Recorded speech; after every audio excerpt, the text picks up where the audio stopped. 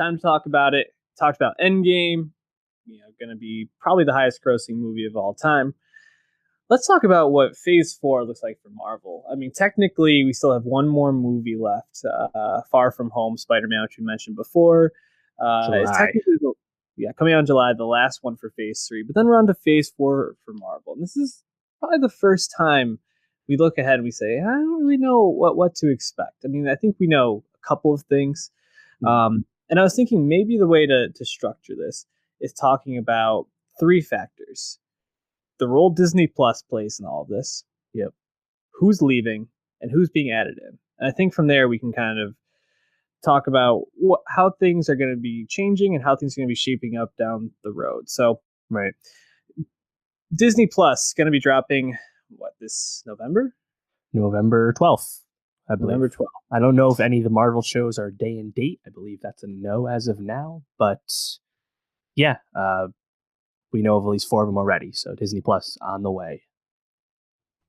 And we know what? Hawkeye, there's the WandaVision, there's Captain America. Falcon and the Winter Soldier. Right. And the Hawkeye, unnamed Hawkeye Kate Bishop show. So we got some pretty big properties on there, or at least superheroes that are known in this universe. And I think that probably signals that Disney Plus is going to be a pretty major factor in terms of understanding these movies going forward. And I think that means that there's probably going to be some crossover between these characters on TV and how they are in the movies. I don't think it's going to be major. I think you'll probably still be able to enjoy the movies if you don't get Disney Plus. But I think if you're really invested in this, you're going to have to get both. So I think that's going to play a bit of a factor. I think ultimately what these Disney Plus shows say to me is kind of what we're foreseeing if you look at the slate, which we'll get into. I don't think there's a team up movie coming soon and a new Avengers, whatever they call it, right? Thus, when would we see the characters that we know will not have solo movies? War Machine, Vision, Scarlet Witch, Falcon, Bucky, Hawkeye. List goes on. I guess we could even technically throw Hulk in this mix because due to the Universal movie rights issues, we're not getting Hulk solo movie if they wanted to make one. Mm-hmm. Therefore, you have these shows that can keep those people on the roster, let's say. And from what we know, all those actors signed separate deals for the Disney Plus shows, separate from their movie contracts. Obviously, Sebastian Stan is famous for signing away his soul to Disney and Marvel, so we assume he has more movie options, but it doesn't sound like they're on the way. So I really just look at the Disney Plus show just for keeping these characters in the mix. And it's kind of surprising that some of the characters one of the characters they choose, someone like Hawkeye. But now that we know it's Kate Bishop, clearly Renner's going to be passing the torch, and maybe he'll be setting up, obviously, Kate Bishop to take the mantle and maybe appear in a movie down the line. So it's interesting, but ultimately, I don't know how consequential those shows will be, despite what they're telling us. Just because I'm applying it to the movie slate. The movie slate just doesn't seem like it's going to interact with those characters in those shows anytime soon. So what do we have on the confirmed movie slate? Right. So here's the thing. We haven't had any of these movies officially announced, despite there's been reporting from Deadline and Hollywood Trades about casting and production dates and director choices and all that. But we don't actually know anyone in the official Phase 4, and maybe they don't even call it Phase 4. Who knows? I think if they were to announce a full slate the way they did 3, it would probably come at the end of August at D23, Disney's biannual expo that they do, their own little convention. The Phase 3 announcement was just a press event, but now that it's bigger, Marvel obviously has never been bigger, hotter, more successful. Maybe they truly do that Disney event. Who knows?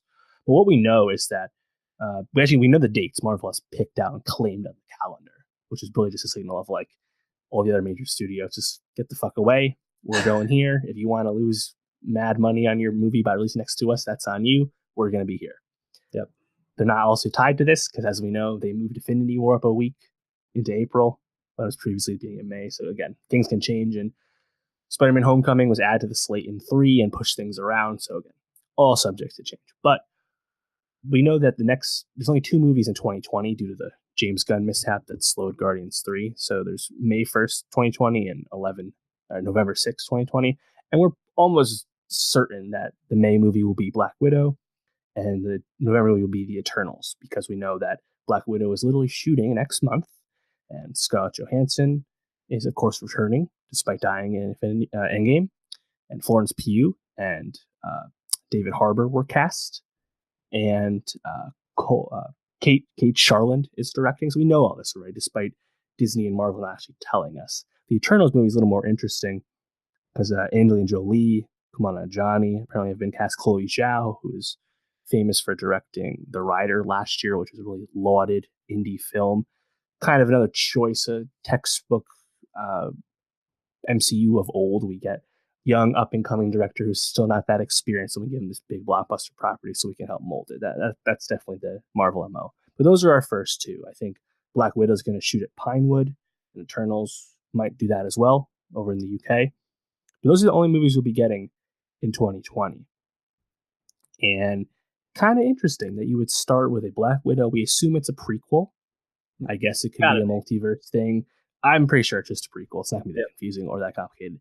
And then Eternals, which is a new cosmic property, kind of adjacent to Guardians. But interesting choice for these being our next 2, you know? I wonder, you get someone like Pugh for Black Widow. Do you think that they might be setting her up to potentially get some of her own shine maybe down the road, potentially be involved in these movies in some way? Maybe like a protege to Black Widow? Interesting thought. The problem is, if this is a prequel, you're dating everyone. Especially someone who's a young actress like Pugh. Obviously, I'd love to see her continue because we both really like her. She's very talented. I mean, we don't know who they're playing. You can guess who the Eternals characters are, but interesting. Having Endgame condense Thor and the Guardians, I thought was kind of smart to condense the cosmic entities. And then we just got Captain Marvel added to the fold.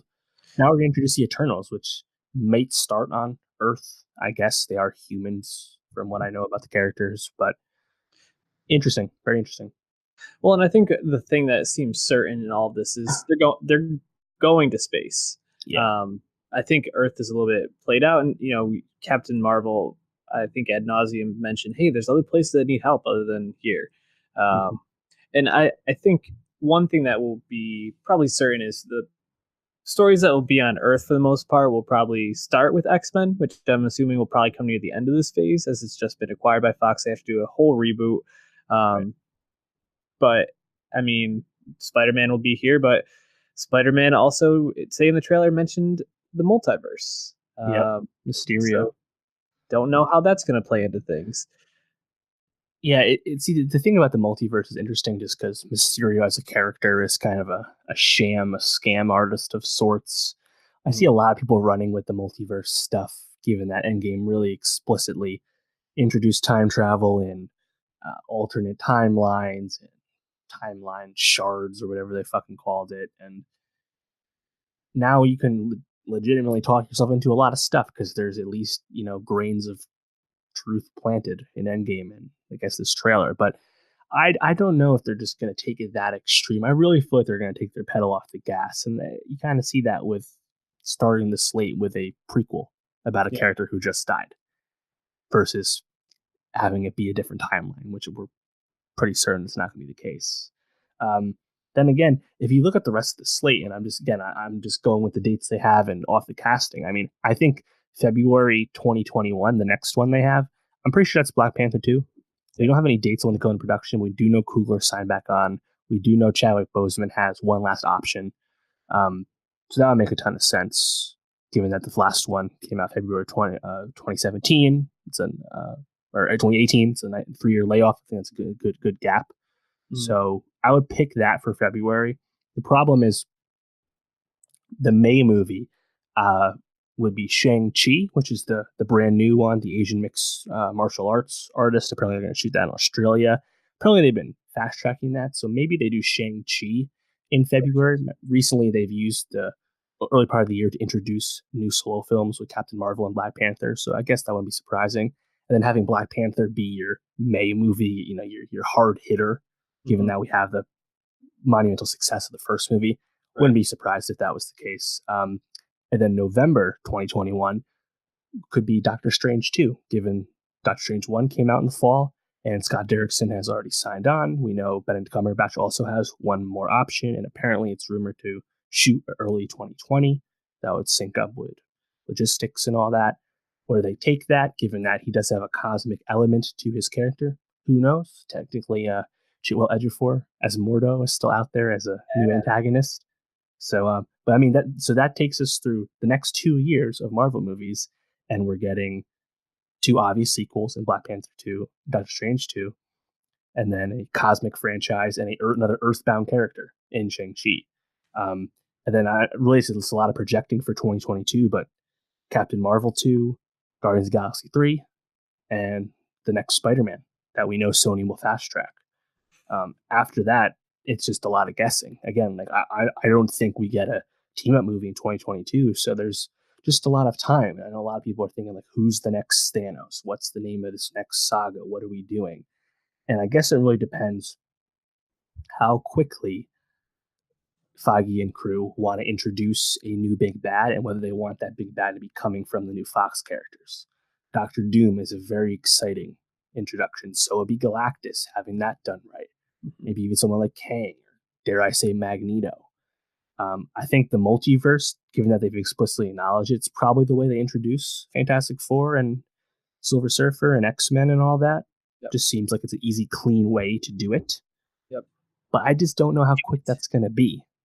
I don't feel like it's that close. Yeah, I feel like X-Men is like the major question mark in all this because it does have to be a reboot, just because of all the issues that have especially been happening with like Dark Phoenix, and none of those actors are going to want to continue to do it and like start over. So yeah, they've already said that Dark Phoenix is the last of the Fox one, so we know they would reboot, but you got to figure they're gonna want a buffer, right? Definitely. So how soon those get introduced is a big question.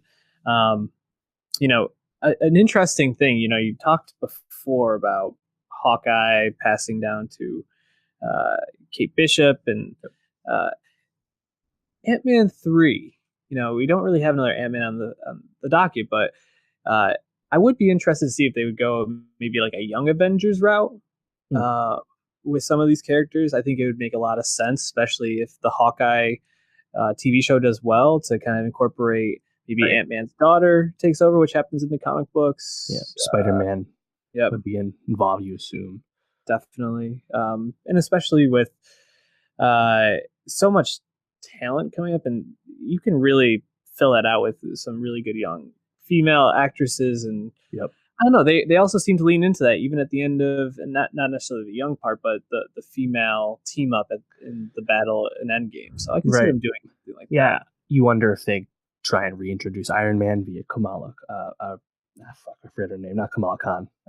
The female Iron Man that they have in the comics. I'm forgetting it. Yeah, a lot of options. It's just new Avengers, young Avengers seems like a better bet than just a brand new team. Just because, I don't know, like Black Panther through 2 Avengers movies hasn't really felt like a Avenger. He's just part of the friend group that helps out, Right. And Captain, I mean, there's talk that like Tessa Thompson wants Valkyrie to be in Captain Marvel 2.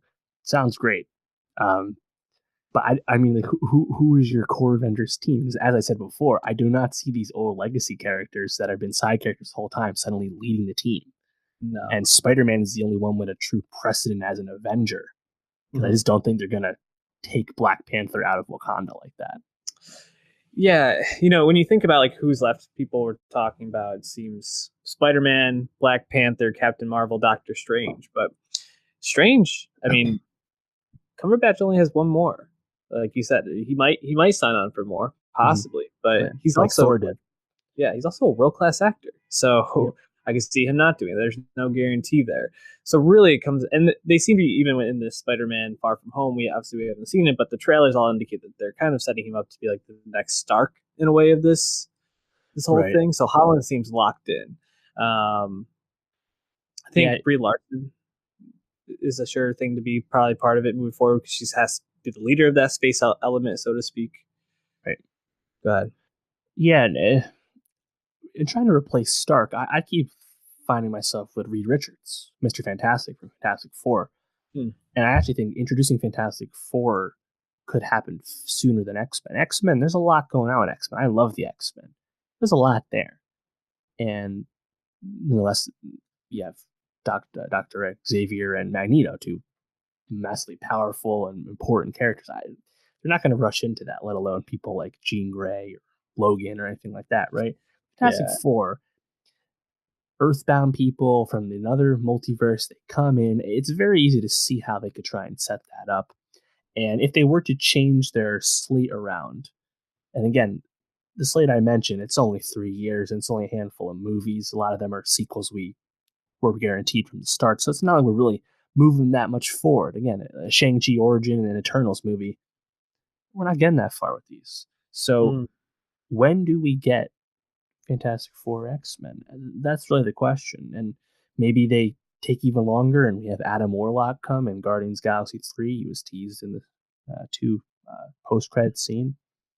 Be I don't know, interesting. but ultimately my takeaway is that we're far out from a team-up movie, and I think we're far out from any kind of existential universe binding threat the way Thanos existed. I don't think they're going to set that up right away unless it's going to come together much faster. But do you think that we're going to have someone on the level of Thanos, not even level, but like say it's Kang?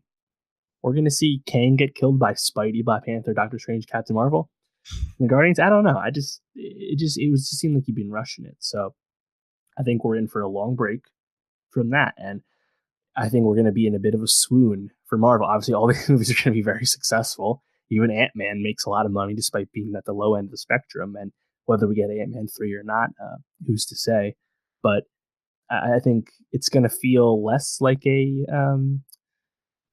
congruent universe than it has the past 2-3 years. I think it's pretty safe unless they really tip everything on their head and do the multiverse shit right away. But I don't see that Yeah. happening. No, I agree with you, and I think that that is probably a good way to wrap this up. Is that don't be expecting to be seeing too much team up from Marvel, but this is more of a reset, which is a good thing. I think taking the foot off the gas Okay. is okay for right now.